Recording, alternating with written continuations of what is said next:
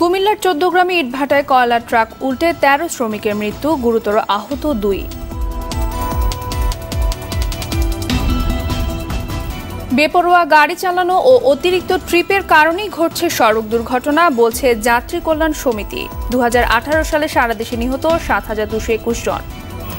বায়ু দূষণে ঢাকায় স্কুল পড়ুয়া ৫৫%ই পারে না স্বাভাবিকভাবে শ্বাস প্রশ্বাস নিতে, দ্রুত ব্যবস্থা নেওয়ার তাগিদ বিশেষজ্ঞদের। এবং বিপিএল এর টস হেরে কিছুক্ষণ পর সিলেট সিক্সার্সের বিপক্ষে ফিল্ডিং করবে রাজশাহী কিংস, সন্ধ্যায় চিটাগাংয়ের সঙ্গে লড়বে রংপুর রাইডার্স।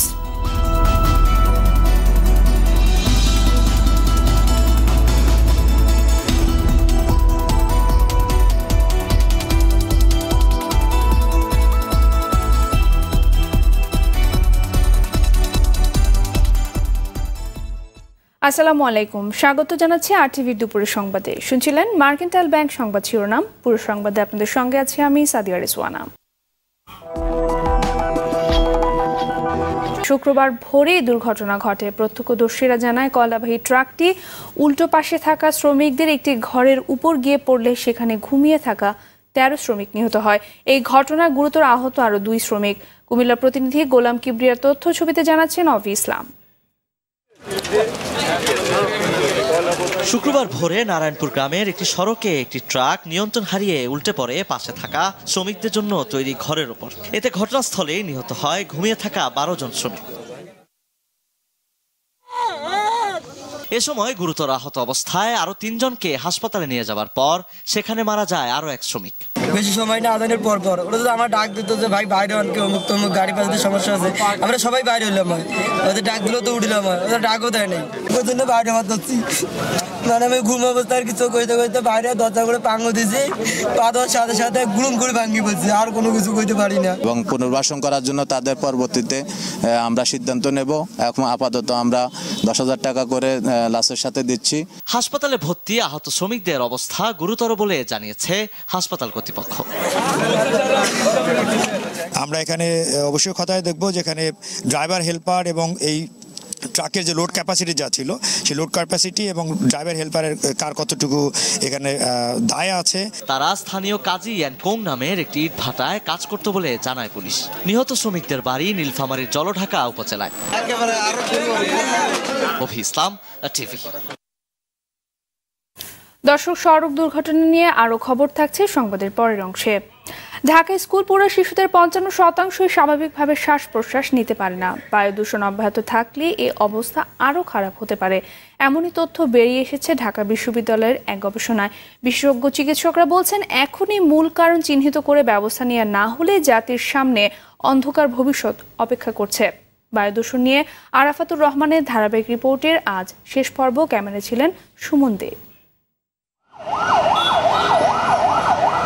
ঢাকার বাতাসে ভাসমান অতি সূক্ষ্ম বস্তুকণার কারণে সবচেয়ে বেশি ঝুঁকিতে আছে শিশুরা।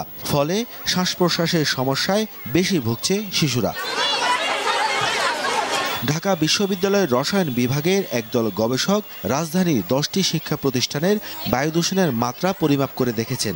সেখানে শ্রেণীকক্ষ ও মাঠের সূক্ষ্ম বস্তুকণা PM1, PM2.5 ও PM10 মতো উপাদান পাওয়া গেছে, যা সহনীয় মাত্রার চেয়ে ৪ থেকে ৫ গুণ বেশি। 60% বাচ্চাই তার স্বাভাবিক শ্বাস প্রশ্বাসের যে একটা নর্মাল রেঞ্জ আছে, পিক ফ্লোমিটার দিয়ে আমরা এটা মেজার করছি, সেখানে সে নিতে পারে না। এবং সেটার সাথে আমরা ওই পার্টিকুলেট ম্যাটার বলে fine, ultra fine particulate matter PM1, তার সাথে একটা ডাইরেক্ট রিলেশন আছে। যেখানে পার্টিকুলেট ম্যাটার কনসেন্ট্রেশন খুব বেশি, সেখানে এই ইম্প্যাক্টটা বেশি। তাইলে কি হইতেছে যে এয়ার পলিউশনের কারণে আমাদের যে স্কুলের বাচ্চাগুলো আছে, সেই বাচ্চাগুলোর শ্বাস প্রশ্বাসে প্রচুর পরিমাণে ক্ষতি হইতেছে। Mugda, Bishwa Road, Kakrail, Fuller Road, Jatrabari, Motijheel, Gulshan, Nilkhet ও খিলক্ষেত এলাকার শিক্ষা প্রতিষ্ঠানের ৯ থেকে ১০ বছর বয়সী ২৫০ জন শিক্ষার্থীর উপর এই গবেষণাটি পরিচালিত হয়। এসব শিশুর ১৬.৮% কফ ও কাশিতে ভুগছে, ৬% শ্বাসকষ্ট বা এজমা রয়েছে এবং ৫.৬% শিক্ষার্থী মাইগ্রেন বা মাথা ব্যথার সমস্যায় ভুগছে। যে আমরা বায়ু দূষণ যদি কন্ট্রোল না করি তাহলে কিন্তু আমাদের বিরাট বিপদ। এই যে স্বাস্থ্য সমস্যা, এখানে কিন্তু আমাদের অনেক প্রচুর পরিমাণে টাকা পয়সা খরচ হচ্ছে, কারণ ডাক্তারের কাছে যাইতে হচ্ছে, হইতেছে, ইনহেলার নিতে হইতেছে, এগুলোতে আমাদের প্রচুর কস্ট আছে। সেই জন্য আমরা আসলে উচিত হলে, এবং আমাদের অনেক কষ্ট হয় হিউম্যান বিংয়ের, আমরা যদি আসলে মেজার নেই, ইমিডিয়েট মেজার নেই, তাহলে আমাদের খরচটাও কমে আসে এবং আমাদের স্বাস্থ্যও ভালো থাকে। এই সব মিলে ঘনবসতি বা যানজট প্রবণ এলাকার শিক্ষা প্রতিষ্ঠানে ক্ষতিকর গ্যাসের উপস্থিতি ছিল সবচেয়ে বেশি। এই কারণে অভিভাবকদের সচেতন হতে বললেন এই বিশেষজ্ঞ চিকিৎসক। ঘরে ঢুকলেই আপনি হাত ধোবেন, হাত ধোয়ার আগে আপনি নাকে, চোখে বা মুখে যেন আপনার হাত না যায়। প্রতিদিন আপনি অল্প হলেও ব্যায়াম করবেন। যখন ঠান্ডায় যাবেন তখন নাক, মুখ স্কার্ফ বা মাফলার দিয়ে একটু বেঁধে যাবেন। প্রচুর পানি খেতে হবে। এমনকি শ্বাসরোগের বাইরেও যারা হার্টের রোগী আছেন, ডায়াবেটিস আছেন, যেসব রোগের রোগ প্রতিরোধ ক্ষমতা কমে যায়, তারা যেন ইনফ্লুয়েঞ্জার টিকা এবং নিউমোনিয়ার টিকা নেন। স্কুল কর্তৃপক্ষ ও অভিভাবকদের সচেতনতা বাড়ানোর কথা বললেন এই ডাক্তার। আরাফাতুর রহমান, RTV, ঢাকা। বেপরোয়া গাড়ি চালানো, অতিরিক্ত ট্রিপের চাপ আর অসাবধানতার কারণে সারা দেশে মহামারীর মতো ছড়িয়ে পড়েছে সড়ক দুর্ঘটনা। সড়ক দুর্ঘটনা নিয়ে সংবাদ সম্মেলনে এমন বিশ্লেষণ করল যাত্রী কল্যাণ সমিতি। তাদের বার্ষিক সড়ক দুর্ঘটনা প্রতিবেদনের তথ্য মতে 2018 সালে 5514টি সড়ক দুর্ঘটনায় মারা গেছে 7221 জন আর আহত হয়েছে 15,466 জন। এ সময় বক্তারা নতুন আইন দ্রুত বাস্তবায়নের দাবি জানান। আরাফাতুর রহমানের আরও একটি রিপোর্ট। দেশের কোথাও না কোথাও এমন সড়ক দুর্ঘটনা প্রতিদিনই ঝরে পড়ছে তাজা প্রাণ। এসব খবর সংবাদপত্র সমূহে প্রচারিত হওয়ার পর প্রতিবেদন বিশ্লেষণ করে যাত্রী কল্যাণ সমিতি। বিশ্লেষণে জানা যায় 2018 সালে 1252 জন চালক শ্রমিক, 880 জন শিক্ষার্থী, 231 জন আইনশৃঙ্খলা রক্ষাকারী বাহিনীর সদস্য, 787 জন নারী, 487 জন শিশু, 106 জন শিক্ষক, 34 জন সাংবাদিক, 33 জন চিকিৎসক, 9 জন প্রকৌশলী, 2 জন আইনজীবী এবং 192 জন রাজনৈতিক নেতাকর্মী সড়ক দুর্ঘটনায় নিহত হয়েছেন। এর মধ্যে 18.92% বাস, 28.68% ট্রাক ও কাভার্ড ভ্যান, 25.30% মোটরসাইকেল, 3.72% ব্যাটারি চালিত রিক্সা সড়ক দুর্ঘটনায় পড়ে। এইসব দুর্ঘটনায় গাড়ি চাপায় 41.53% আর মুখোমুখি সংঘর্ষে পড়ে 29.72%। 16.18% দুর্ঘটনা ঘটে খাদে পড়ে। সার্বিকভাবে গণপরিবহনের বিষয়টাকে আমাদের নীতি নির্ধারণের অন্যতম একটা বিষয়ের মধ্যে নিয়ে আসা। 71-এর যুদ্ধের পরে বাংলাদেশে যদি সবচেয়ে বড় যুদ্ধের জায়গাটা তৈরি হয়, একটা হলো মৌলবাদী সাম্প্রদায়িক শক্তি, আরেকটা হলো সড়কের এই উশৃঙ্খল শক্তি। দুটোকেই যদি আমরা কঠোর হস্তে মোকাবেলা করতে না পারি, আমি বলবো বাংলাদেশে সুশাসন অনেক বেশি সুদূর পড়া হতো। এই সময় সড়ক দুর্ঘটনা নিয়ন্ত্রণে 12টি সুপারিশ দেয় যাত্রী কল্যাণ সমিতি। ট্রাফিক আইন ও মোটরযান আইন, সড়ক ব্যবহার বিধি সম্পর্কে স্কুল, কলেজ, বিশ্ববিদ্যালয়ে ছাত্রছাত্রীদের জন্য, মসজিদ, মন্দির, গির্জায় জনসাধারণের জন্য ব্যাপক প্রচার প্রসারের ব্যবস্থা করা। সমিতি মনে করে সড়ক দুর্ঘটনা নিয়ন্ত্রণ করতে না পারলে সরকারের অনেক সফলতাই মলিন হয়ে যাবে। নবায়নকালে চালকের ডোপ টেস্টের ব্যবস্থা করা। আরাফাতুর রহমান, RTV, ঢাকা। নির্বাচন বয়কট করার মাধ্যমে বিএনপি নিজেদের সংকুচিত করে ফেলেছে বলে মন্তব্য করলেন আওয়ামী লীগের সাধারণ সম্পাদক, সড়ক পরিবহন ও সেতুমন্ত্রী ওবায়দুল কাদের। দুপুরে গাজীপুরের কোনাবাড়ি এলাকায় ফ্লাইওভার নির্মাণ কাজের অগ্রগতি দেখতে আসেন তিনি। পরে সাংবাদিকদের ওবায়দুল কাদের বলেন, মুসলিম লীগ একসময় বড় দল থাকলেও এখন অস্তিত্ব সংকটে, বিএনপিও সে আত্মঘাতী পথে হাঁটছে। বিএনপি সহ সব নিবন্ধিত দলকে উপজেলা, ঢাকা উত্তর সিটি কর্পোরেশন ও কিশোরগঞ্জ 1 আসনের উপনির্বাচনে অংশ নেওয়ার আহ্বান জানান ওবায়দুল কাদের।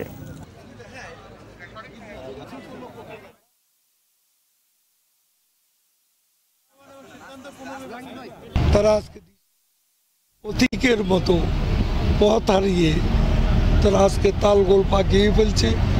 কি করবে কি করবে না, কিং কর্তব্য বিমূঢ় হয়ে পড়েছে।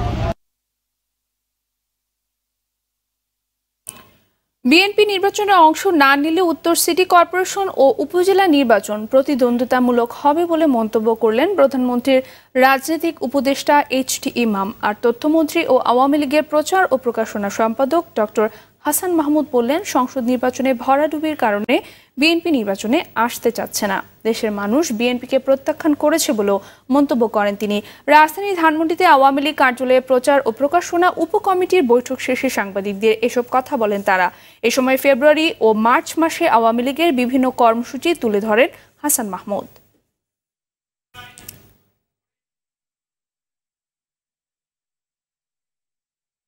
না, সেটি তাদের ব্যাপার। দেশে আরো অনেক দল আছে, বিএনপি তো একটু কোণঠাসা হয়ে গেছে এবং তাদের বাইরেও অনেকেই হবে, হয়তো অন্য দলের প্রতীক নিয়েও আসতে পারেন। আমার মনে হয় যথেষ্ট প্রতিদ্বন্দ্বিতামূলক হবে। আগামী উপজেলা নির্বাচনেও যদি তারা অংশগ্রহণ না করে, তাহলে সেটি 5 জানুয়ারি 2014 সালের নির্বাচনে অংশগ্রহণ না করার আত্মহননের মতো সিদ্ধান্তের মতো একটি সিদ্ধান্ত হবে। তবে নির্বাচন কারোর জন্য থেমে থাকবে না। বিএনপি দলগতভাবে নির্বাচনে না গেলেও আমরা মনে করি বিএনপির নেতারা, অনেক নেতাই নির্বাচনে অংশগ্রহণ করবে। বিগত সময়ে জ্বালাপুরা রাজনীতি করায় জাতীয় নির্বাচনে বিএনপির ব্যাপক ভরাডুবি হয়েছে বলে মন্তব্য করলেন জনপ্রশাসন প্রতিমন্ত্রী ফরহাদ হোসেন দোদুল।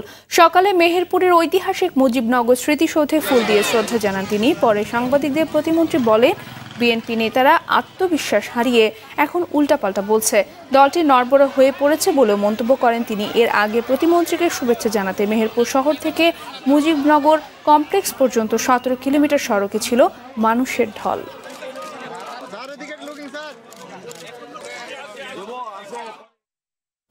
রসায়ন বিষয়ে জ্ঞান ও তথ্য আদান প্রদানের সমন্বিত উদ্যোগ জরুরি।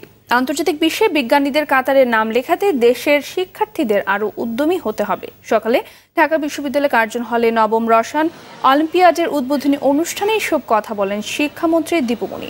অনুষ্ঠানে বাংলাদেশ কেমিক্যাল সোসাইটি সভাপতি আব্দুল করিম, ঢাকা বিশ্ববিদ্যালয় অ্যালামনাই অ্যাসোসিয়েশনের সভাপতি একে আজাদ, সিটি গ্রুপের চেয়ারম্যান ফজলুর রহমান সহ অনেকেই উপস্থিত ছিলেন।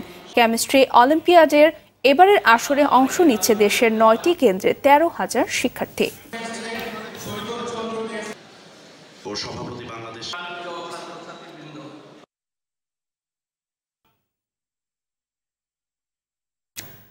আগের বাড়তি দামেই বিক্রি হচ্ছে চিকন চাল। মোটা চালের দাম রয়েছে স্বাভাবিক। গেল সপ্তাহের তুলনায় বেড়েছে সব ধরনের মাছের দাম। ব্যবসায়ীরা বলছেন সরবরাহ কম থাকায় দাম বেড়েছে। এদিকে খাসি গরুর মাংস বিক্রি হচ্ছে বেশি দামে, তবে কমেছে পেঁয়াজ, আলু সহ বেশ কিছু নিত্যপণ্যের। এর বাদলের রিপোর্টে থাকছে বিস্তারিত। কিছুদিন আগে হঠাৎ করেই বেড়ে যায় চালের দাম। দাম বাড়ার প্রায় 1 মাস হতে চললেও বাড়তি দামেই বিক্রি হচ্ছে চাল। রাজধানীর বাজার ঘুরে দেখা যায় মিনিকেট ও কাটারি ভোগ সহ চিকন চালগুলো বিক্রি হচ্ছে বেড়ে যাওয়া দামেই। ব্যবসায়ীরা বলছেন মিলাররা বাড়তি দাম নেয়ার কারণেই চালের বাজার ঊর্ধ্বমুখী। মিনিকেট আগে ছিল আপনার হইলো 50-52, এখন 55-54 বিক্রি হচ্ছে। আর কাটারি ছিল 85 টাকা, এখন বিক্রি হচ্ছে 90 টাকা। টুকটাক আর কি সব চাল আগের মতনই দাম আছে। মিলারে বাড়ায়, মিলার ওইখান থেকেই মনে করেন দামটা রেটটা বাড়লে সব জায়গায় এটা দাম এফেক্ট করে। অনেক ক্রেতাই অভিযোগ করেন সঠিক তদারকির অভাবেই চালের দাম বেড়েছে। চালের দাম অ্যাকচুয়ালি আমরা যেটা আশা করছিলাম নির্বাচনের পরে একটু কমবে, সেটা আশানুরূপ কমতেছে না। তো দেখা যায় মাস শেষে আমরা বাজার করতে আসি, আমাদের বাজেট ফেল করে। এদিকে শসার দাম বাড়লেও সরবরাহ ভালো থাকায় কমেছে বেশ কিছু নিত্যপণ্যের দাম। গত সপ্তাহের তুলনায় যে পেঁয়াজের দাম কেজিতে 5 টাকা কম আছে। আলু তো দৈনিকই কমে, গত সপ্তাহে বেচছি 25, এই সপ্তাহে 20 টাকা। অন্যান্য সবজির দাম কমছে, কিন্তু শসার দামটা সালাদের আইটেম এইসব দামটা একটু বাড়ছে। বাজার মনিটরিং না থাকায় 750 টাকার খাসির মাংস বিক্রি হচ্ছে 800 টাকায়। 450 টাকার গরুর মাংসর দামও কেজিতে বেড়েছে 50 টাকা। মোষ তো নাই, গরু আন বিক্রি করতেছি 500 টাকা। এক সপ্তাহের ব্যবধানে বেড়েছে প্রায় সব ধরনের মাছের দাম। 50-100 এরকম কেজি প্রতি বেশি দেওয়া যায়। কালী বাউস কিনলাম গত সপ্তাহের চেয়ে এই সপ্তাহে কেজিতে 50 টাকার মতন বেশি। মাছের দাম বাড়ার কারণ হিসেবে সরবরাহ না থাকাকে দুষছেন বিক্রেতারা। মাছের আমদানি কম থাকার কারণে, সেই কারণে মাছের দাম একটু বেশি, 20-30 টাকা বেশি কেজি প্রতি, অতিরিক্ত বেশি না। গত সপ্তাহে 500-550 ছিল, এই সপ্তাহে 600-650 করে বেচতেছি। লাল লেয়ার মুরগি গেল সপ্তাহের চেয়ে 10 টাকা কমে 180 টাকায় বিক্রি হলেও সাদা ব্রয়লার মুরগি বিক্রি হচ্ছে 125 থেকে 130 টাকা কেজি। আর বাদল, RTV, ঢাকা। দর্শক, শুক্রবার ছুটির দিন হওয়ায় জমে উঠেছে বাণিজ্য মেলা। এই মুহূর্তে মেলা আছেন সহকর্মী শাহাবুদ্দিন শিহাব। সরাসরি যোগ দিচ্ছেন তিনি। শিহাব, আপনি ছুটির দিনে মেলায় ক্রেতা সমাগম কেমন দেখছেন আমাদেরকে জানাবেন।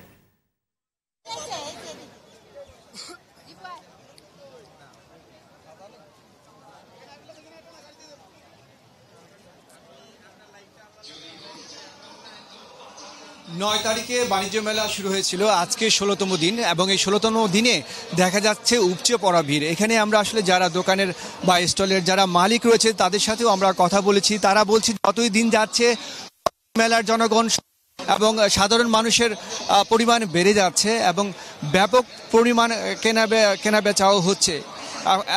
এখন তারা আসলে সন্তুষ্ট।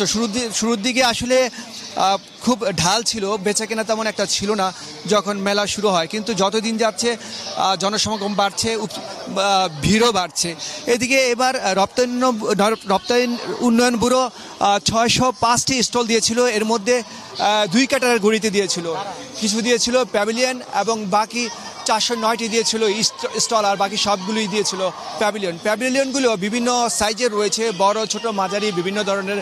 আর সবচেয়ে মজার বিষয় হচ্ছে কি, এই বাণিজ্য মেলায় যে সকল প্রতিষ্ঠান বা দোকান অংশগ্রহণ করে সবাই কোনো না কোনো ধরনের অফার, র্যাফেল ড্র, পুরস্কার বা বিভিন্নভাবে ক্রেতাদের আকর্ষণ করার জন্য যা যা প্রয়োজন সবই তারা দিয়ে থাকে।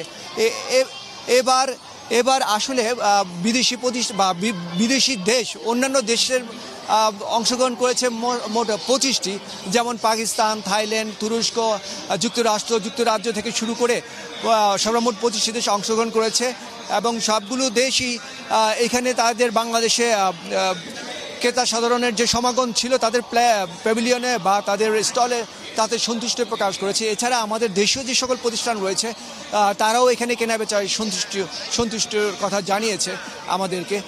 বলতে গেলে 10% বিদেশি প্রতিষ্ঠান এবং 90%ই আমাদের দেশি প্রতিষ্ঠান। এদিকে এছাড়া এখন দুপুর হলেও মানে প্রচণ্ড পরিমাণে ভিড়। এই সময় আসলে মানুষ ঘরে থাকার কথা, কিন্তু তারপরও মানুষের ভিড় দেখে মনে হচ্ছে কিছুক্ষণ পর বা 1-1.5 ঘন্টা পরে বোধহয় আমরা যেখানে দাঁড়িয়ে আছি এখানেও আমরা দাঁড়াতে পারবো না।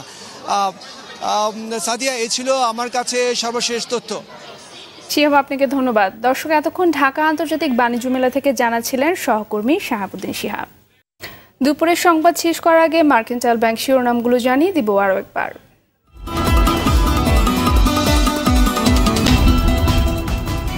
কুমিল্লার 14 গ্রামে ইটভাটায় কয়লার ট্রাক উল্টে 13 শ্রমিকের মৃত্যু, গুরুতর আহত 2। বেপরোয়া গাড়ি চালানো, অতিরিক্ত ট্রিপের কারণেই ঘটছে সড়ক দুর্ঘটনা বলছে যাত্রী কল্যাণ সমিতি। 2018 সালে সারা দেশে নিহত 7,221 জন।